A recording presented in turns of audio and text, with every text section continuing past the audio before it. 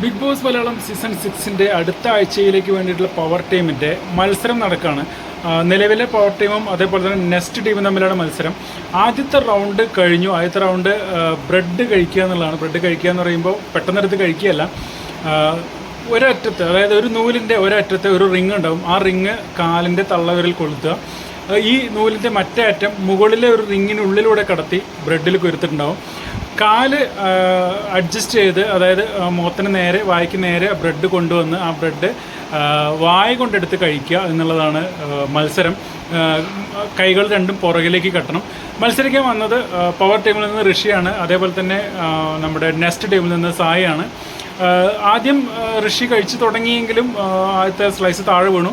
പക്ഷേ സായി അവിടെ മെല്ലെ സംയമനം പാലിച്ച് ട്രിക്ക് മനസ്സിലാക്കി ബ്രെഡ് മുഴുവൻ കഴിച്ച് തീർത്തു കേട്ടോ.